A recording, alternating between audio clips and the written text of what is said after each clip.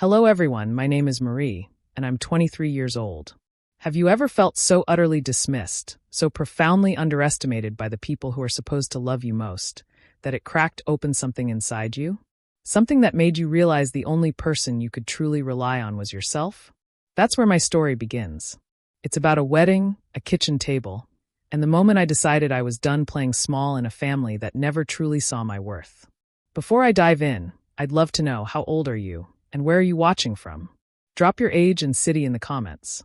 And if you've ever felt like the black sheep of your family or been treated unfairly at a big family event, hit that one in the comments. If you've always had a perfect, loving family, comment too. It really helps me understand who's watching. Now let's talk about my family. We're complicated. My older brother, Daniel, 26, has always been the golden child. Charming, effortlessly popular, and destined for greatness, at least in our parents' eyes. He was the one who effortlessly excelled in sports, brought home perfect report cards, and had a natural charisma that drew everyone to him. My parents, bless their hearts, saw in Daniel the continuation of their legacy, the embodiment of their hopes and dreams. Every achievement, every milestone, was met with booming applause and boundless pride. He was the sun around which our family orbited. And then there was me, Marie, the quiet, observant one. The one who spent her childhood sketching designs in notebooks, meticulously planning imaginary events with my dolls, and building elaborate miniature worlds. While Daniel was out scoring touchdowns, I was in my room, lost in the intricate details of how things could be perfectly arranged, how spaces could be transformed into something magical. My parents acknowledged my creativity, sure, often with a fond, slightly bewildered smile, but it was never treated with the same gravitas as Daniel's more outwardly impressive accomplishments. It was Marie's little hobby, a cute quirk, not a burgeoning talent or a future career path. Our family business, Ember Glow, was founded by my grandmother decades ago. It started as a small floral shop, slowly evolving into a modest event decoration and styling company. By the time I was a teenager, it was, well, let's just say it was comfortable but stagnant. My parents ran it with a traditional, almost old-fashioned approach. They had their loyal client base, mostly older couples renewing vows or local community functions. The website looked like it was from 2005, and their social media presence was non-existent. They were doing okay, but they weren't thriving. I started helping out at Ember Glow when I was 15, mostly after school and on weekends. I'd arrange flowers, pack up decorations, and do odd jobs. But I saw the potential, the untapped market, the opportunity to make Ember Glow something truly special. I started small. I taught myself graphic design and built a new, modern website in secret. I convinced my parents to let me take over the social media, showing them how to post photos of our work, how to engage with potential clients. I devoured every article, every video I could find on event trends, marketing, and interior design. My parents initially resisted. "Marie, dear, we've always done it this way," my mother would say with a gentle sigh. "Our clients know what they like." My father, equally traditional, would nod in agreement, immersed in his ledgers. But I was persistent. I volunteered to take on small, less profitable gigs, charity events, school proms, where I could experiment with new themes, bolder color palettes, and contemporary styling. I worked tirelessly, often staying up late after finishing my homework, sketching new concepts, sourcing unique props, negotiating with vendors for better prices. Slowly, imperceptibly at first, things started to shift. The new website started attracting younger clients, looking for something fresh and modern. Our Instagram exploded with vibrant photos of my work, garnering hundreds of likes and new inquiries. Word of mouth began to spread, not just about Ember Glow, but specifically about the transformative touch of their new designer. Suddenly, we were getting calls from high-end corporate clients, from trendy couples who wanted bespoke, Instagram-worthy weddings. Our revenue started climbing, steadily at first, then exponentially. Within 3 years, Ember Glow went from being a quaint, local business to one of the most sought-after event styling companies in the region, known for its innovative designs and impeccable execution. And who was the driving force behind this revolution? Me, Marie. I was the one pulling all-nighters, designing elaborate floral installations, managing a growing team of freelancers, overseeing every detail from the initial consultation to the final teardown. I was the creative director, the lead stylist, the marketing genius, and often the project manager for our biggest, most prestigious events. My parents, to their credit, were thrilled with the increased profits. They gave me a modest salary increase and often boasted about Emberglow's success to their friends. But they still attributed it to our family's hard work, or just good timing. My specific contributions, the late nights, the strategic thinking, the sheer creative output, were often glossed over. Daniel, meanwhile, had gone to business school and landed a respectable, well-paying job in finance. He'd occasionally pop into the office, offering vague advice or patting me on the back. "Good job, sis, keeping the family legacy alive." He had no real understanding of the blood, sweat, and tears I poured into Emberglow, nor did he seem to care to learn. His future, my parents often hinted, involved eventually taking over Emberglow, guiding its finances while Marie continued with the pretty stuff. The unspoken assumption was that I was the hands, he was the brain. So, when Daniel announced he was getting married to Sarah, a lovely, if slightly conventional woman from a prominent family, my feelings were a turbulent mix. On one hand, I truly loved my brother and wished him happiness. On the other, I braced myself for the inevitable onslaught of family dynamics that always put me in the background. The wedding planning began, of course, with Emberglow at the forefront. My parents immediately declared that we would handle all the decorations, flowers, and styling for Daniel's big day. Not I would handle it, but we. And it was understood that it would be a gift from the company, meaning I would be working for free, donating my expertise, my labor, and countless hours to create the most stunning wedding our company had ever produced. There was no discussion, no ask, just an expectation. Despite the familiar sting of being taken for granted, I threw myself into it. This was Daniel's wedding, after all. I genuinely wanted it to be perfect for him. I met with Sarah, understanding her vision for a classic, elegant affair with a touch of whimsical romance. I spent weeks sketching concepts, sourcing the most exquisite flowers, negotiating with our preferred suppliers for custom-made linens and unique lighting installations. I designed a breathtaking floral arch for the ceremony, intricate centerpieces for each table, and transformed the reception hall of the historic Grand Hotel into a dreamscape of soft pastels, shimmering gold accents, and thousands of twinkling fairy lights. Every detail, from the personalized menu cards to the subtle scent of gardenias wafting through the air, was meticulously planned and executed by me and my dedicated Emberglow team. My parents would occasionally check in, usually to comment on Daniel's excitement or Sarah's latest dress fitting. They'd glance at my elaborate mood boards, offering perfunctory praise. "Lovely, Marie. Very elegant," my mother would say, before immediately pivoting to a conversation about the guest list or the band. Never once did they ask about the logistics, the stress, the sleepless nights, or the complex coordination required to bring such a grand vision to life. It was just expected. It was Marie's job. And since it was for Daniel, it was also Marie's duty. The week leading up to the wedding was a blur of frantic activity. My team and I were practically living at the Grand Hotel, transforming the various spaces. I was personally overseeing the installation of the hanging floral arrangements in the ballroom, making sure every bloom was perfectly placed, every ribbon perfectly tied. My hands were stained with sap, my hair was a mess, and I was running on caffeine and sheer adrenaline. Daniel would occasionally drop by, impeccably dressed, to give his approval. "Looks great, sis," he'd say, flashing his golden boy smile, before heading off to his bachelor party or a final golf game with his groomsmen. Sarah was equally gracious, thanking me profusely, her eyes wide with delight at the unfolding beauty. Her appreciation, at least, felt genuine. The day before the wedding, I barely slept. There were last-minute changes, an unforeseen issue with a lighting fixture, and a rogue delivery of the wrong-colored napkins that required me to personally drive across town at 2 a.m. to rectify.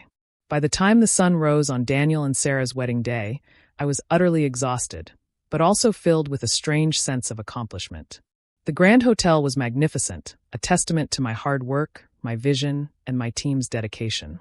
Every single element I had designed had come together flawlessly. It was, objectively, the most beautiful wedding Emberglow had ever produced. I dragged myself back to my apartment, showered, and tried to look human. My carefully chosen dress for the wedding, a beautiful emerald green silk gown, felt heavy against my tired body.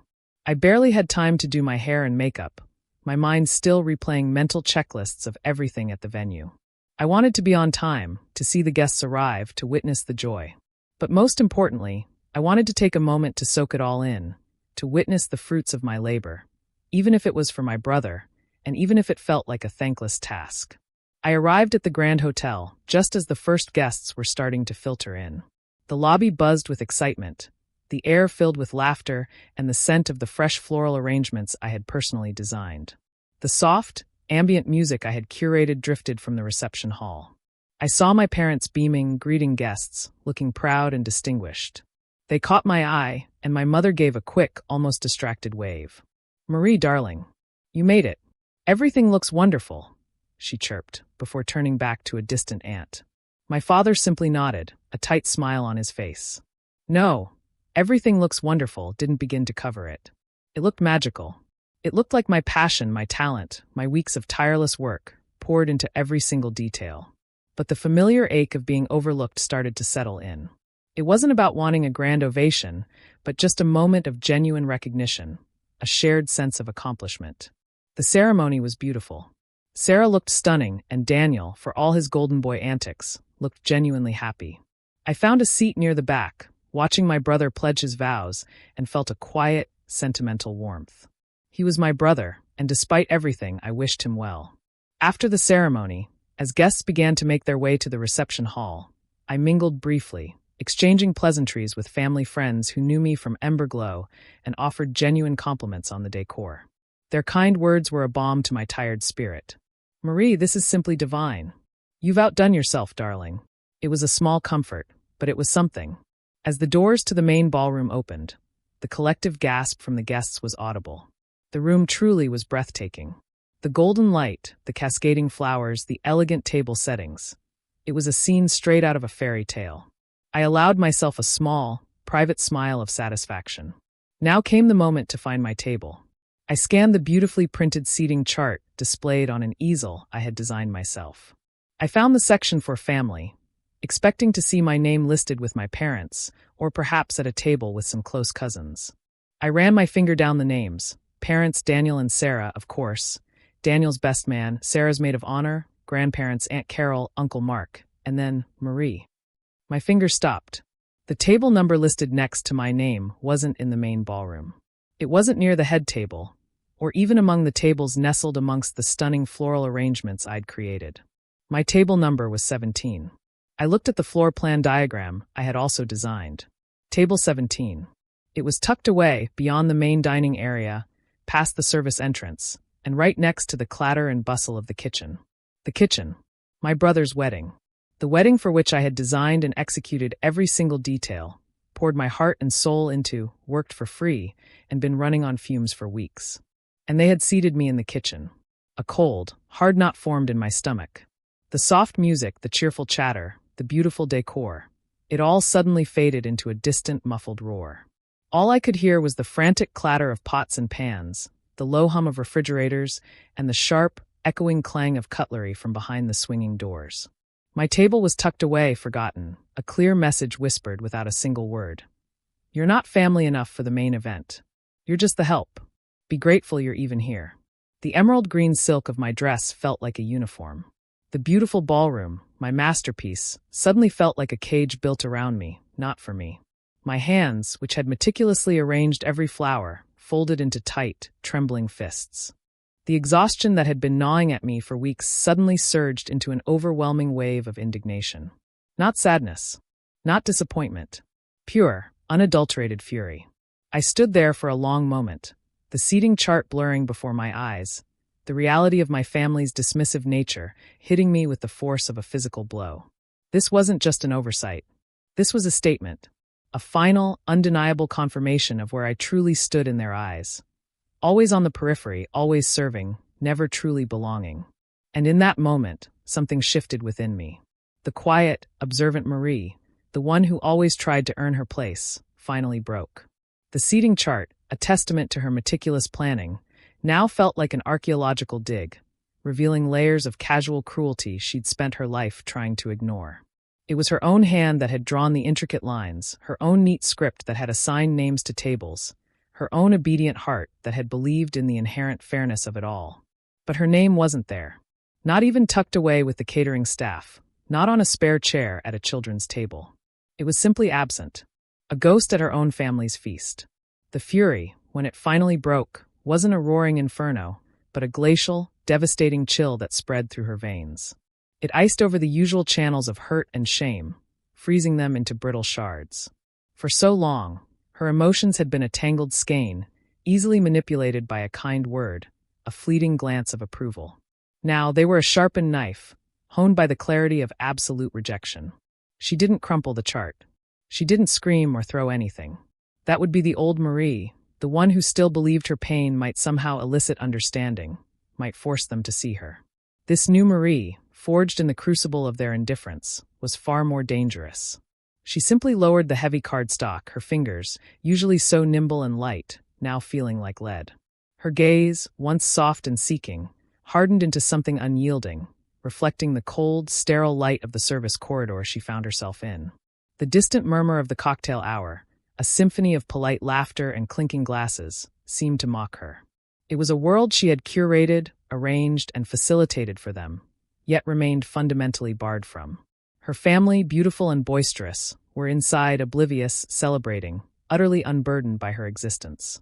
And for the first time, Marie didn't ache for their inclusion.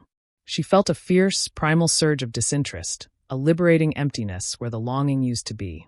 Her mind, usually a quiet repository of observations and anxieties, became a relentless projector, flashing through a lifetime of slights.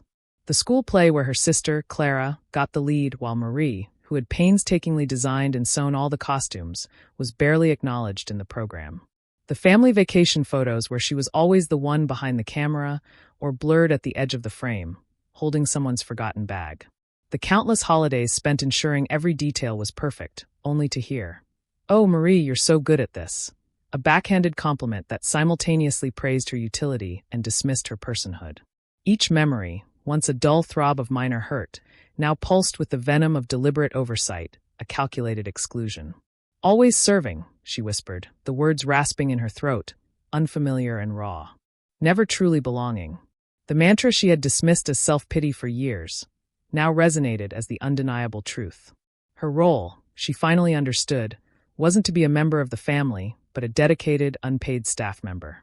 A glorified prop designer, an event planner, a silent stagehand for the drama of their lives. A faint scent of lilies, carried on a draft from the main ballroom, drifted past her. She had spent hours arranging those centerpieces. Hours. Her hands had been stained with pollen, her back aching from lifting heavy vases. Also, the room would look perfect for them. The thought brought not resentment, but a strange, unsettling calm. It was the calm of finality, of a door slamming shut not with a bang, but with a silent, definitive click. What would the old Marie have done? She would have found her brother, David, the only one who occasionally offered a fleeting moment of genuine warmth, and subtly, carefully, tried to ascertain what had happened. She would have made excuses for them, invented reasons for her omission. "They must have thought I'd be too busy coordinating, or perhaps it's an oversight, a simple mistake." She would have shrunk herself, made herself smaller, to accommodate their thoughtlessness. But the old Marie was gone, shattered by the very object meant to organize her family's joy. This new Marie felt a cold, hard clarity. There would be no explanations sought, no excuses made, no shrinking. There would only be a different path. She took a slow, deliberate breath, letting the icy resolve solidify within her. Her eyes swept over the pristine corridor, then landed on her reflection in a polished brass kickplate at the base of a door. The woman staring back was pale, a little tired, but there was a new glint in her usually docile eyes. A quiet fire, banked but burning fiercely. Her hand went to the small, discreet earpiece nestled in her ear, the communication linked to the rest of the event staff she had meticulously trained. For a moment, she considered ripping it out, disconnecting herself entirely. But then a flicker of an idea, a mischievous spark in the newly ignited fire, caught hold. No, she wouldn't disconnect. She would simply repurpose. The faint voice of Liam, her most reliable junior assistant, crackled in her ear. "Marie? Everything all right? Chef needs a head count for the dessert course. Did you get the final numbers from Clara's table yet?" Clara's table. The bride's table, where Marie, as the sister of the groom and by all rights, a core member of the family, should have been seated. A faint, almost imperceptible smile touched Marie's lips, a smile utterly devoid of warmth. "Yes, Liam," she replied, her voice surprisingly steady, even perhaps a touch sharper than usual. "Tell Chef the head count is precisely as planned." And tell him to double the petit fours for table 7. Table 7. Her mother's dearest friends. The ones who always complimented Marie's efforts but never remembered her name. A tiny, almost childish act of rebellion, but it felt like a declaration of war. A whisper in a storm. She wasn't leaving. Not yet. She had spent too much of her life, too much of her heart, making this event perfect. She would see it through. But not as their silent servant. She would see it through as a witness. As an architect of her own quiet revolution. Her gaze drifted back to the seating chart. Her family perfectly arranged. Her brother, David the groom, at the head table. Her parents beaming, surrounded by their closest friends. Clara, incandescent, sparkling, surrounded by her bridesmaids. And David, her brother, looking handsome and happy, his eyes scanning the room, a slight frown on his face. He was looking for someone. For a fleeting second, her old heart gave a small, traitorous flutter. Was he looking for her? Then she saw his gaze land on Clara, and his face instantly softened into a beaming smile. Of course, he was looking for his bride. Not his sister, the ghost in sapphire. The last vestige of the old Marie, the one who craved their notice, shriveled and died. A final, definitive end. She moved through the room, a silent, efficient shadow. Her earpiece was her lifeline to her staff, her invisible hand guiding the symphony of the reception. She noticed a floral arrangement slightly askew at table 3, a misplaced place card at table 11, a waiter hovering too long at table 5. Each observation was no longer an act of service, but an act of strategic data collection. How could these tiny imperfections be magnified, not into overt disaster, but into a subtle, growing discomfort for those who usually existed in a bubble of perfect convenience? Her mind raced, connecting dots. Uncle Robert at table 2, notoriously particular about the wine, would find the vintage a little too chilled for his liking. Aunt Beatrice at table 8, whose gluten intolerance was often forgotten by family members, would find an unexpectedly delicious, but undeniably glutinous, bread roll placed directly in front of her. Her mother, who abhorred any perceived scandal, would find her gossiping cousin Lydia, strategically seated next to the slightly eccentric Aunt Mildred, who had a habit of sharing embarrassing family anecdotes at inappropriate volumes. These weren't grand gestures of revenge. They were whispers, tiny, deliberate nudges that would accumulate, creating a subtle discord in the perfect harmony of the evening. They would be just enough to make her family feel unsettled, uncomfortable, to make them look for the usual invisible hand that smoothed over all their minor grievances and find it for once subtly absent, or worse, subtly complicit. The true conflict, she realized, wasn't about confronting them directly. It was about reclaiming her agency. It was about no longer being the silent, accommodating background. It was about changing the very fabric of their comfortable, self-absorbed existence, one carefully placed imperfection at a time. The quiet, observant Marie was gone. In her place, a strategist had emerged, armed with an intimate understanding of their vulnerabilities and a cold, unwavering resolve. The game had changed. And she, Marie, was finally ready to play. Not by their rules, but by her own. And she had just begun. The first phase of the campaign was, by Marie's own meticulous design, almost imperceptible. It wasn't about grand gestures or dramatic confrontations. It was about the insidious drip, drip, drip of dissonance, chipping away at the meticulously constructed facade of the Atherton's world. Her targets, Penelope and Richard Atherton, were creatures of habit, their lives a well-oiled machine powered by an invisible force, Marie herself. They thrived on predictability, on the quiet assurance that their every need would be anticipated, their every desire effortlessly met. And it was precisely this comforting predictability that Marie intended to shatter. Her initial salvo was launched in the heart of their domestic kingdom, the kitchen. Penelope Atherton prided herself on her culinary prowess and the impeccable organization of her pantry, a veritable temple of imported spices, artisanal ingredients, and bespoke appliances. Each jar, each tin, each packet had its designated place, labeled and categorized with almost military precision. Penelope's morning ritual began with a specific blend of artisanal coffee, ground fresh and prepared in a French press, followed by a bespoke breakfast smoothie, the ingredients for which were always arrayed on the counter, ready for assembly. Marie began with the coffee. One Tuesday, as Penelope descended the grand staircase, already mentally mapping out her day of charity luncheons and gallery openings, she noticed a subtle shift. The familiar, deep aroma of her Ethiopian yirgacheffe was absent. Instead, a slightly less nuanced, though still pleasant, scent permeated the air. Marie, already at the counter, turned with her usual serene smile. "Good morning, Mrs. Atherton. Your coffee is ready." Penelope took a sip. It wasn't wrong, exactly. But it wasn't hers. The usual complex notes of citrus and jasmine were muted, replaced by a more generic robustness. "Marie, is this?" Penelope trailed off, frowning slightly. Marie's expression was innocent concern. "Is something amiss, Mrs. Atherton?" "It's the Yirgachev, freshly ground, as always."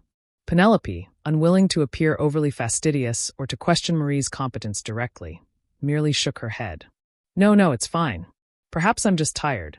Marie offered a soft, sympathetic hum, her eyes, however, holding a glint of triumph that was entirely her own. She knew precisely which bag of beans she had used. A slightly cheaper, less aromatic blend she'd purchased the previous week, identical in packaging but distinct in flavor, stored for emergencies. It was a minuscule transgression, easily dismissed, yet it had lodged a tiny, almost imperceptible sliver of doubt into Penelope's morning. The imperfections continued, escalating in their subtle impact.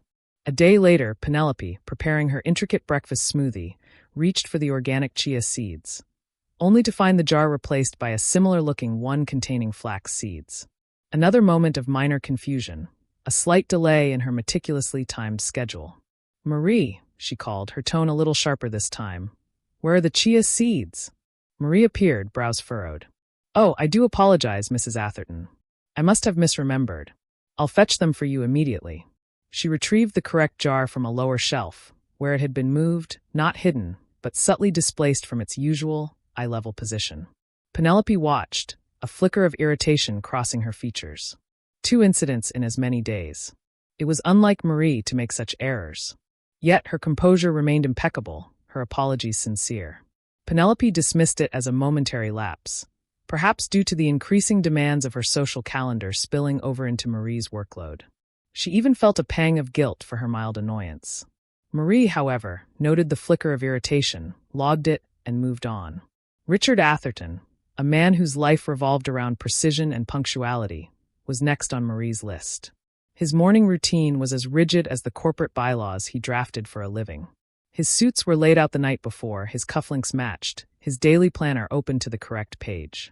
One morning, as he dressed for a crucial board meeting, he reached for his preferred silver silk tie, only to find it missing. In its place was a navy blue one, perfectly acceptable, but not the one. A minor inconvenience, a momentary break in his sartorial rhythm. He called out, his voice a low rumble. "Marie, have you seen my silver tie?" Marie appeared, calm and collected, holding the missing tie. "My apologies, Mr. Atherton. It seems it had slipped behind the drawer. I found it for you." Richard took it, a brief frown marring his usually composed face. He was already running 2 minutes behind. "Thank you, Marie." He finished dressing, but the brief moment of disruption, the feeling of not being entirely in control of his own meticulously organized world, lingered like a faint, unpleasant aftertaste. Marie observed these reactions with the clinical detachment of a scientist observing a chemical reaction. She was not a saboteur in the traditional sense, leaving obvious clues or causing outright damage. Her method was far more insidious. She introduced friction.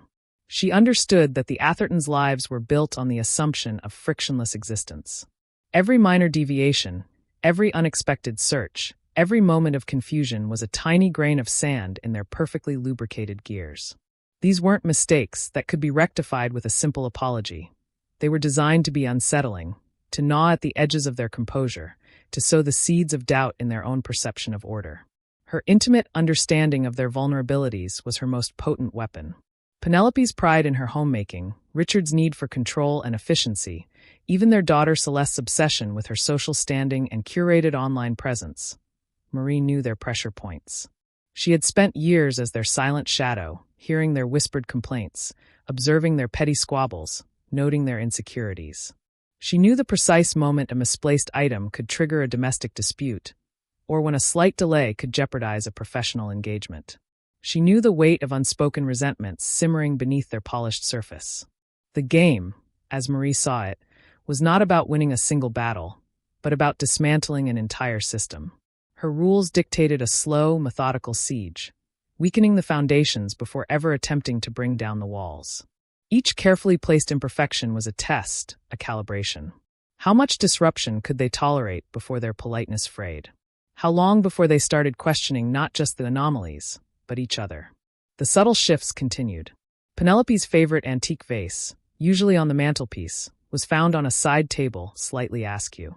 The perfectly balanced Wi-Fi network, which she rarely touched, experienced a brief, inexplicable outage just before a crucial video conference call for Richard. He missed the first 5 minutes, a significant lapse for a man who prided himself on absolute punctuality. He glared at the blinking router, then at Marie who, again, was perfectly composed and offered to restart it, solving the problem with a touch of innocent efficiency. "These things happen," she murmured, but the edge of frustration on Richard's face was not lost on her. He had snapped at Penelope for touching his electronics, a claim Penelope vehemently denied. Marie filed away the microaggression. Celeste, the Athertons' 20-year-old daughter, a self-proclaimed influencer whose life revolved around meticulously curated aesthetics and social events, was not immune. Marie knew Celeste's dependence on her for everything from ironing her designer clothes to ensuring her vegan, gluten-free snacks were always stocked. One afternoon, Celeste's carefully arranged assortment of artisanal, sugar-free protein bars, a staple for her pre-gym photo shoot, were nowhere to be found. She tore through the pantry, growing increasingly agitated. "Marie, where are my bars? I have to leave in 5 minutes." Marie appeared, holding a different brand of protein bar, equally healthy, but not Celeste's brand. "Oh, my apologies, Miss Celeste. I thought these were similar. I'm afraid the usual ones were out of stock on my last shopping trip." Celeste stared at the offending bar, as if it were poison. "But these aren't right. My followers expect to see my brand. This ruins everything." Her theatrical distress was met by Marie's sympathetic, yet unyielding, gaze. "I'm so sorry, Miss Celeste. I did my best." Celeste stormed off, throwing the generic bar onto the counter in disgust.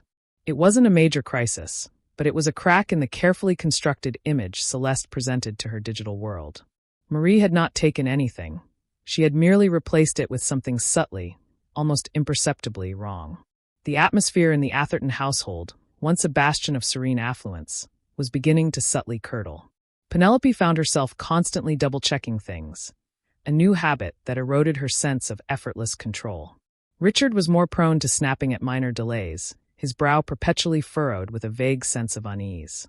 Celeste was perpetually on edge, convinced that minor inconveniences were conspiring against her meticulously planned days. They hadn't connected any of these seemingly isolated incidents to Marie. Why would they? Marie was their anchor, their silent, efficient background.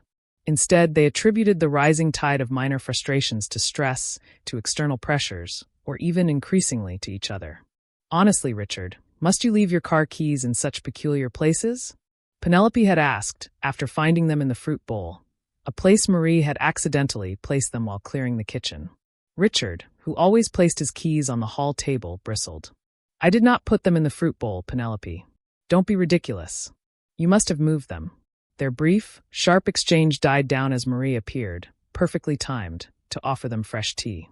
"A stressful week, perhaps?" she murmured, her voice laced with understanding, as if she were a benevolent observer of their marital friction, not its orchestrator.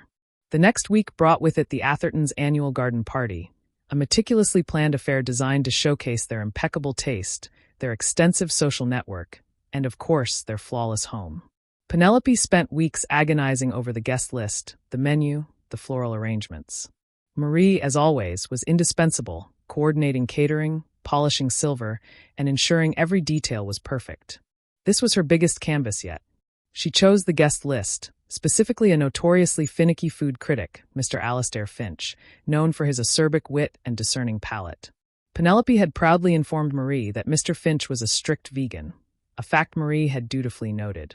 For the party, she made sure all the vegan options were beautifully presented, clearly labeled, and perfectly prepared. All, that is, except for one subtle, almost undetectable detail for Mr. Finch's main course. As the party unfolded, a vision of effortless elegance, Penelope glided among her guests, basking in the compliments. Richard, martini in hand, charmingly worked the room. Celeste, in a flowing designer gown, posed for selfies by the rose garden. Marie, dressed in her demure uniform, moved through the throng, serving drinks, clearing plates, an invisible ghost of efficiency. She watched Mr. Finch approach the buffet, an air of critical anticipation about him. He served himself a generous portion of the wild mushroom risotto, which was indeed entirely vegan. He complimented Penelope on its earthy aroma. Later, as guests mingled with dessert, a hushed conversation reached Marie's ears. Mr. Finch, looking slightly pale, was speaking to Penelope. "Penelope, my dear, the risotto was divine, truly. But I must confess, I did detect a certain richness. Almost a creaminess. Are you certain no dairy was used?" Penelope's face blanched. "Of course, Alistair. Marie made absolutely sure everything was vegan. It was made with cashew cream, I assure you." Mr. Finch raised a skeptical eyebrow. "Perhaps. But my stomach, alas, is rarely mistaken." Marie, from a discreet distance, saw Penelope shoot a panicked glance towards her. Marie maintained a placid, helpful expression, as if merely waiting for instructions. Later, Penelope cornered her in the kitchen, her voice a low, furious whisper. "Marie, what happened with Mr. Finch's risotto? He claims there was dairy in it." Marie looked genuinely distressed. "Mrs. Atherton, I followed the recipe precisely. Cashew cream, vegetable broth. I am certain." She paused, her eyes widening slightly in feigned recollection.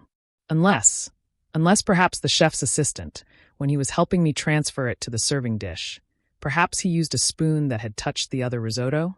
The one with Parmesan for the non-vegans." Penelope gasped, a hand flying to her mouth. "Oh no! That's it. That must be it. That careless boy."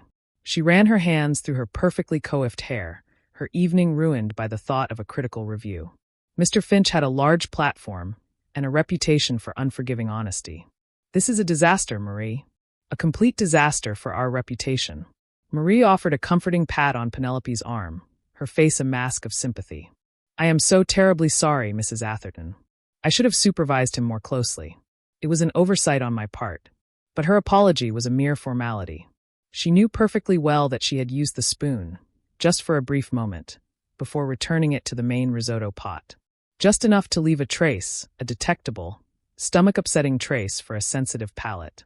An oversight that could not be proved, easily blamed on a third party, and yet enough to cast a shadow over Penelope's perfect party, a crack in the gleaming facade of their social excellence.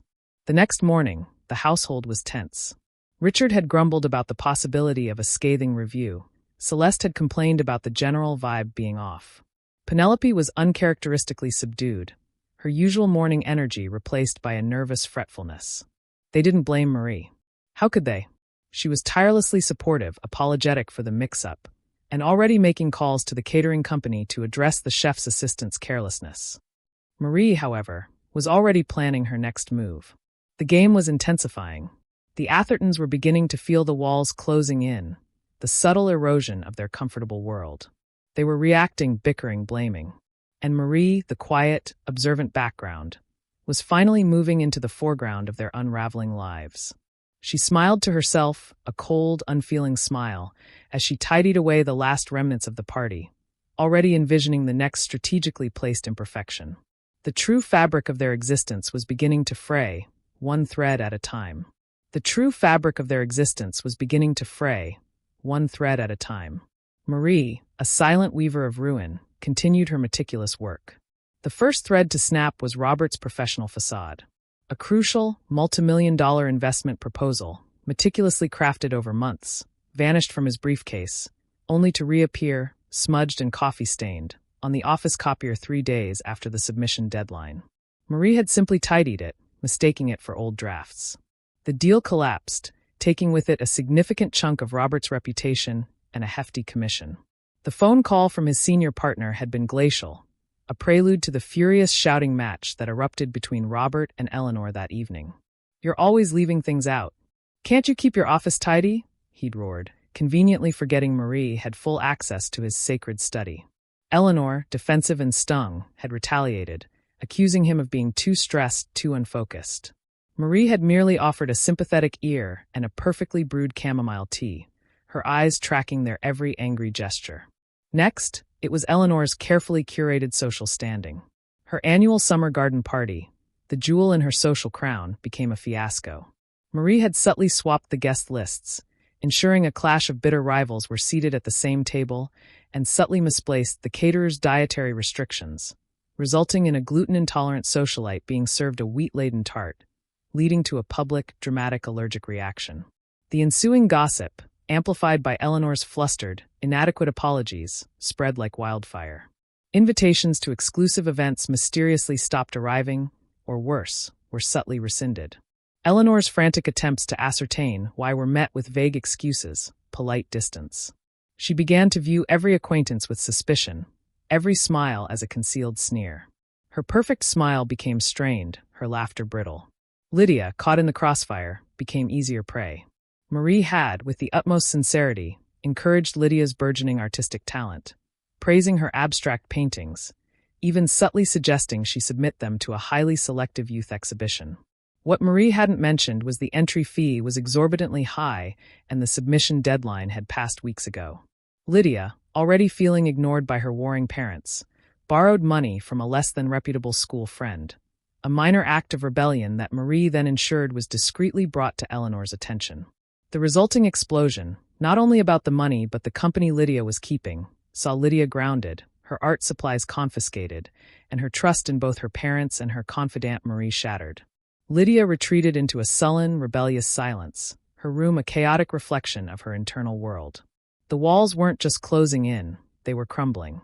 The Athertons stopped having family dinners, the tension too thick to cut.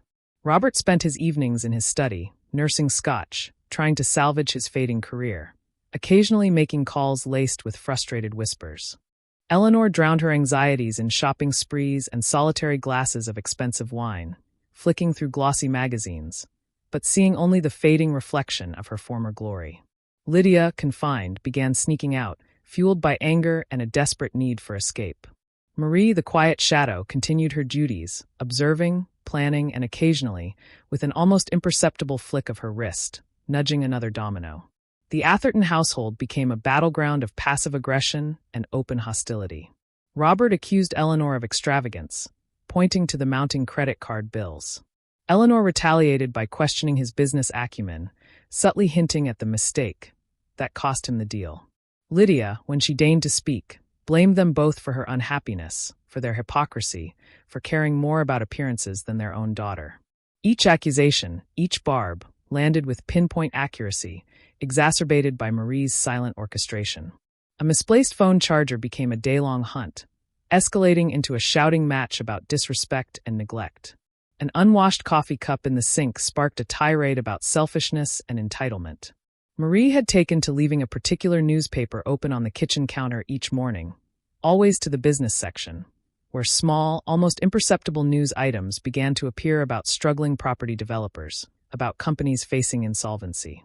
Robert, seeing these, felt a cold dread, as if the world was mirroring his own spiraling anxieties. For Eleanor, Marie accidentally left open a fashion magazine on a page detailing the social fall of a once prominent family, whose scandal was eerily similar to the rumors now circulating about the Athertons. It was a constant, psychological warfare, subtle and relentless. The climax was set for the Athertons' 25th wedding anniversary. Eleanor, in a desperate bid to reclaim their social standing and quell the malicious whispers, insisted on throwing an extravagant silver jubilee party. "We must show them we're still strong, Robert," she'd pleaded, her voice trembling with a vulnerability he hadn't heard in years. Robert, clinging to the last vestiges of his pride, grudgingly agreed. Marie, her face a mask of polite efficiency, helped Eleanor plan every detail, from the engraved invitations to the bespoke silver-themed decor. This was to be her masterpiece. Days before the party, Marie discovered a stack of old, forgotten letters in a dusty box in Robert's study. Love letters, written not to Eleanor, but to a former secretary 20 years ago. They spoke of a brief, passionate affair, a fleeting deviation from his path of marital stability. Marie, with a feigned gasp of horror, immediately confided in Eleanor, expressing her deepest sympathies, her loyalty. Eleanor, already fragile, was shattered. The betrayal, so old yet so fresh, threatened to destroy her. But Marie, with a calming hand, convinced her to hold it together, for the party, for their image. "Show them, Mrs. Atherton," Marie had whispered, her eyes alight with a barely suppressed gleam, "that you are still the strong, unshakable woman you are. Don't let him win by giving him the satisfaction of breaking you." Eleanor, numb with shock and rage, clung to Marie's twisted counsel. The anniversary party arrived, a glittering, desperate spectacle. The ballroom of their mansion shimmered with silver and crystal. Guests, a mixture of the curious, the genuinely sympathetic, and the vultures, milled about, their hushed conversations punctuated by forced laughter. Robert, pale and drawn, plastered on a smile, while Eleanor, resplendent in a shimmering silver gown, moved like a queen on the edge of a precipice, her eyes darting, searching for slights, for pity. Lydia, forced into a dress she hated, sulked in a corner, texting furiously on her phone. Marie, dressed in a demure black uniform, wove through the crowd, a phantom of perfect service. She served canapés, refilled champagne flutes, and with an almost imperceptible movement, switched the USB drive for the slideshow Robert had prepared. His presentation was meant to be a nostalgic journey through their happy marriage, a testament to their enduring love. Marie's replacement contained something entirely different. As Robert, clearing his throat, announced the start of their journey down memory lane, the projector flickered to life. The first image was not a smiling wedding photo, but a blurry, zoomed-in shot of Robert's former secretary, laughing, her arm around another man. A man clearly identifiable as Robert's now-bankrupt business rival, Mr. Thorne. Then came a series of financial documents, not of the Athertons, but of Robert's various offshore accounts, complete with transactions that suggested questionable tax practices and, worse, a substantial, undeclared personal loan that implicated him in a burgeoning scandal linked to Thorne's collapse. A murmur rippled through the room, then a gasp. Robert stood frozen, his face draining of color, staring at his financial secrets laid bare. Eleanor's eyes, wide with horror, flickered from the screen to Robert, then to the guests whose whispers had suddenly escalated into a furious clamor. She saw the judgmental stares, the sneers, the barely concealed schadenfreude. Her carefully constructed world was not just crumbling, it was detonating. Marie, meanwhile, had quietly approached Lydia, who was still texting. "Lydia, darling," she cooed softly. "There's a message for you from your friend, Chloe." She said to check her Insta. "Something about a surprise from us?" Marie subtly emphasized us, and nodded towards a strategically placed large screen that was part of the party decor, currently displaying a generic scenic loop. Marie's instruction was a seed. Lydia, curious and defiant, opened her Instagram. Chloe's latest post was a photo of Lydia, clearly intoxicated, taken weeks ago, at a party she'd snuck out to, captioned, "Atherton Princess Gone Wild. Hashtag privilege trash, hashtag Rickids get away with anything." Marie had taken the photo herself, months ago, and held on to it. As the financial scandal unfolded on one screen, Marie, with the remote she'd discreetly found, switched the large decorative screen to mirror Lydia's phone, broadcasting the incriminating photo and caption to the entire room. The final thread snapped. Eleanor's piercing scream cut through the babble of voices. "Robert, you liar! And you, Lydia! How dare you!" She lunged, a desperate, pathetic figure, at Robert, then turned on Lydia, her silver gown shimmering with her rage. The perfect facade shattered, revealing a raw, ugly truth. Guests scattered, aghast, some openly reaching for their phones to capture the spectacle. Robert, defeated, sank into a chair, his head in his hands, his career, his marriage, his family, all irrevocably ruined. Lydia, mortified, ran out of the room, tears streaming down her face. Marie stood by the door, a silent observer amidst the chaos. Her face remained impassive, but a subtle warmth spread through her chest. The performance was complete. The Athertons, stripped bare of their wealth, their reputation, and their family bonds, were nothing more than a grotesque parody of their former selves. The house, once a beacon of their success, was now a tomb of their failure. In the ensuing weeks, the Atherton name became synonymous with scandal. Robert faced lawsuits and investigations that quickly eroded what little wealth remained. Eleanor, shunned by her former circle, became a recluse, haunted by the whispers and her own bitter regrets. Lydia, her spirit broken, rebelled openly, spiraling into a path of self-destruction that even Marie hadn't fully intended, but accepted as collateral damage. The mansion was eventually seized, its opulent rooms silent witnesses to their downfall. Marie watched it all unfold from a discreet distance. She had given her notice the day after the party, citing personal reasons. She had taken nothing from the house, no material gain, only the quiet, profound satisfaction of having witnessed the full, spectacular collapse of the Athertons' perfect world. As she drove away in a small, modest car, she glanced back at the grand, now empty mansion, its windows staring like vacant eyes. The air of superiority, the casual disdain, the unthinking cruelty that had once emanated from those walls had been meticulously, precisely, and utterly dismantled. She had simply shown them the reflection of their own decay, and they had, with her subtle encouragement, destroyed themselves. A faint, almost imperceptible smile touched Marie's lips. It wasn't a smile of malice, but of profound understanding. Justice, she mused, could be served by the quietest hands. The threads, finally, were all untangled. If you enjoyed this final chapter, please remember to like, subscribe, and share the video.